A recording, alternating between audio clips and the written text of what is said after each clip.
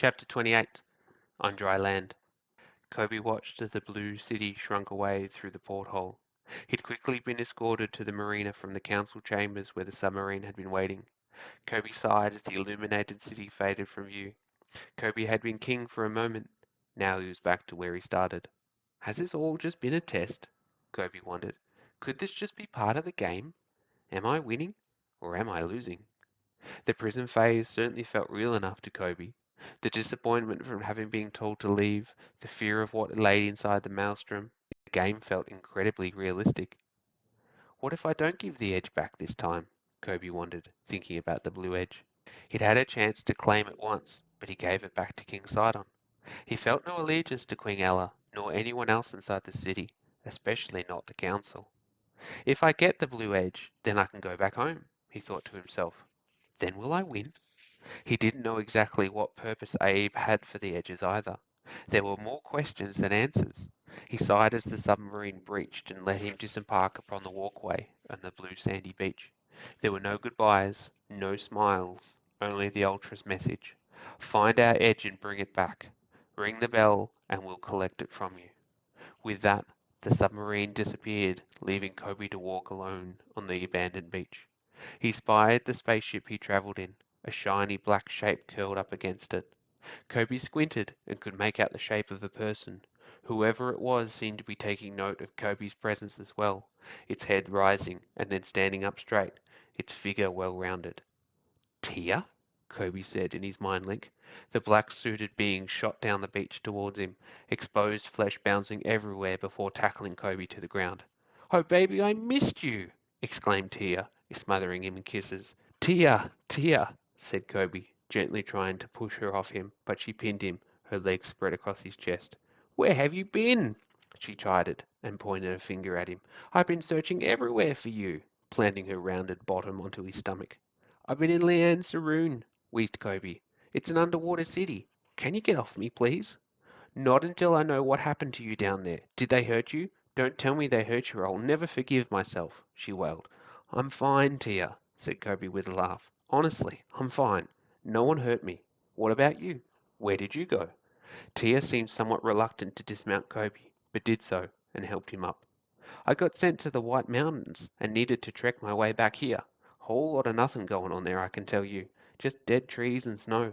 Once I got back here and found you were gone, I wandered around for a bit before deciding to camp next to your ship. Figured you'd be back sooner or later, she said. It's nice to see a friendly face, said Koby genuinely.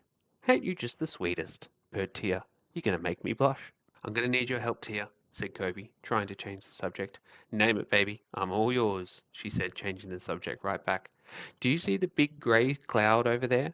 Koby pointed to the swirling mass in the far distance, as Tia nodded. We need to go in there and get the blue edge. It's in there? How to get in there? Shouldn't it be in there? Said Tia, pointing at the ocean. Let's start walking. I'll explain on the way. Koby and Tia traversed the blue terrain towards the grey maelstrom. The land was rolling and open, like fields of farms Koby had seen in Jinder. All the while they walked, Koby recounted what had happened to him in Anne Cerune, his first encounter with the council, his friendship with the king Sidon, and being named successor. You're already a king to me, baby, said Tia. Koby thanked her and continued his story. He spoke of the coronation and the plot against the king. Then Koby needed to take a deep breath, preparing himself for what happened next. Then I saw Ashley, Koby said. That jerk! He didn't hurt you, did he? Said Tia. Koby recounted how Ashley had been a giant snake that had come and killed King Sidon, taken the blue edge, and told Koby to come to the maelstrom. Tia was silent for a while, as though taking in what she'd heard. My mistress seeks the edges as Abe does. Perhaps there is one more who does as well? Who is your mistress? Tia is her name, as is all our names. She controls the blackheads, orders them to do her bidding. Koby was about to ask something when he spotted a small cave in one of the hills. Before the entrance of the cave were small yellow strands that seemed to glow. What do you think that is? Asked Koby. Not sure. Let's have a peek. They wandered over to the cave, the strands of yellow seeming to resonate with energy. Koby felt the sensation like something inside the cave was calling him, like technology had back at home. There was a breeze emanating from within the cave, as though pushing him back. What are these things? Said Tia, reaching towards the yellow strands.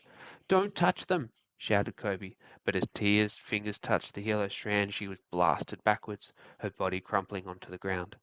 Tia! Exclaimed Koby, rushing to her side. He turned her over and saw her eyes were closed. Tia, are you okay? He said, but she did not respond. What am I going to do now? Thought Koby. I can't leave you here. Koby hoisted Tia up from the ground and placed her over his shoulder, her body surprisingly light. He carried Tia across the hills as the maelstrom grew larger before him, the blue grass starting to become flecked with grey. The temperature seemed to drop as Koby got closer, the wind whipping up against his face as the weight of Tia became too much to bear. He carefully placed Tia down upon the ground. The sky overhead seemed to darken in the presence of the maelstrom. Koby sat before the swirling mass, fearing what was inside. His thoughts were that of his friends. He wondered how they were going, if they were okay or not. This game seemed very cruel, almost like how his life was. He decided he wouldn't bring Tia into the maelstrom. He wouldn't let his friends get hurt, not after what happened to King Sidon. He would go on alone and come back for her. If I come back at all, he thought. He took off his blue jacket and placed it over Tia, who seemed as though she was sleeping peacefully. He turned and walked towards the grey storm, alone.